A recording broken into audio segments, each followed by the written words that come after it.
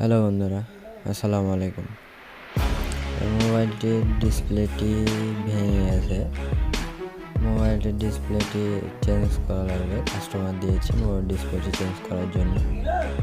তো আজকে আমি আপনাদেরকে এই মোবাইলটির ডিসপ্লেটি চেঞ্জ করে দেখাবো এবং একটি কিপ্যাড মোবাইলের ডিসপ্লে চেঞ্জ করতে গেলে কি কি করণীয় থাকে এবং কি ফলো করতে হয় এই বিষয়ে আজকে আমি আপনাদেরকে তুলে ধরার চেষ্টা করব। তো ভিডিওটি অবশ্যই প্রথম থেকে শেষ পর্যন্ত দেখতে থাকুন। আশা করি ভিডিওটি আপনাদের অনেক কাজে আসবে। তো সবার প্রথমে আমরা মোবাইলটিকে খুলে নিতে হবে। তো আমরা এখন মোবাইলটিকে খুলছি।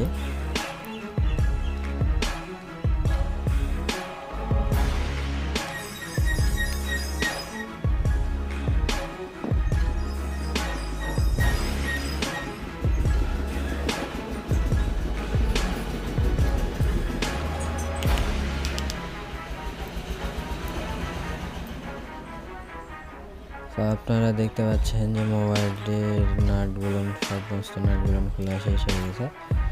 সিম খোলা হয়ে গেল। এবার সাবধানতার সাথে মোবাইলটির উপরের পার্টটা খোলা লাগবে। আমরা খুলছি, আপনারা দেখতে থাকুন। উপরের পার্টটি খোলা হয়ে গেছে। সবার প্রথমে যেটা দেখতে হবে আমাদেরকে, মোবাইলের ডিসপ্লেটি কত পিনে, এই জিনিসটা আমাদেরকে দেখতে হবে। তো আমরা সাধারণত জানি itel সেটের ডিসপ্লে সচরাচর 37 পিনের হয়ে থাকে। এটাও 37 পিনের itel সেটের। তো আমাদেরকে এখন সর্বপ্রথমে ভাঙা ডিসপ্লেটি তুলে নিতে হবে। তার জন্য আমি একটু রাং দিয়ে দিচ্ছি। রাং দিয়ে খুব সাবধানতার সাথে ডিসপ্লেটি তুলতে হবে, যেন পিসিবিতে যে প্রিন্টগুলো আছে প্রিন্টগুলো ডিসপ্লে রেবনের সাথে উঠে না আসে। আমাদের তোলা হয়ে গেছে। এখন আমাদেরকে পিসিবির প্রিন্টগুলো পরিষ্কার করা লাগবে, যেন একটি অপরটির সাথে সংযুক্ত না থাকে। একটি অপরটির সাথে সংযুক্ত থাকলে আপনার অনেক সমস্যা দেখা দেয়, শর্ট সার্কিট হয়।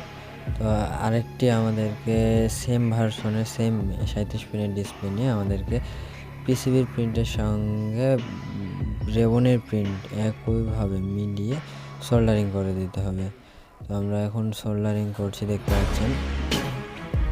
সোল্ডারিং করার সময় মাথায় রাখতে হবে যেন একটি পিনের সাথে অন্য আরেকটি পিনের সংযুক্ত হয়ে না থাকে। সংযুক্ত হয়ে থাকলে সমস্যা হয়ে যাবে, ডিসপ্লে অ্যাকুরেট আসবে না, কালার চেঞ্জ হয়ে যাবে ডিসপ্লে, এরকম বিভিন্ন ধরনের সমস্যা দেখা যাবে। ডিসপ্লে ভালোভাবে সোল্ডারিং করা হয়ে গেল। এখন আমাদের ইতিমধ্যে প্রায় শেষ হয়ে এসেছে।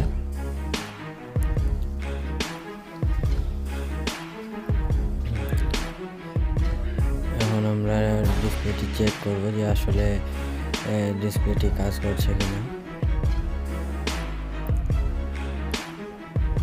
ওকে, ঠিকঠাক কাজ করছে ডিসপ্লেটি।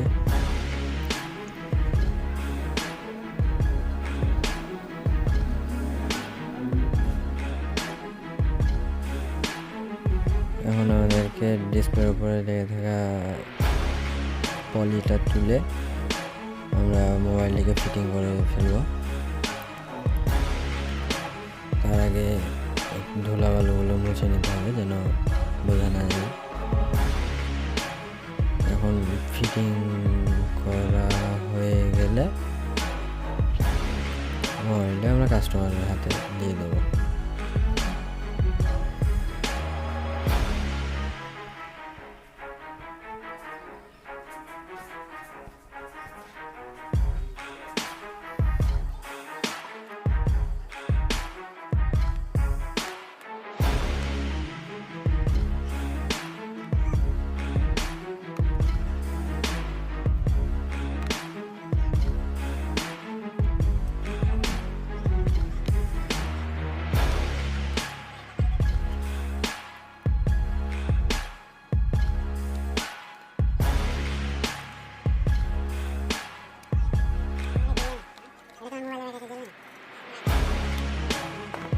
ভিডিওটি যদি আপনাদেরকে ভালো লেগে থাকে এবং একটুকু যদি মনে হয় যে না উপকৃত হয়েছে ভিডিওটি দেখে, তো অবশ্যই ভিডিওটিতে একটি লাইক দিয়ে আমাদের চ্যানেলটিকে সাবস্ক্রাইব করে পাশেই থাকবেন।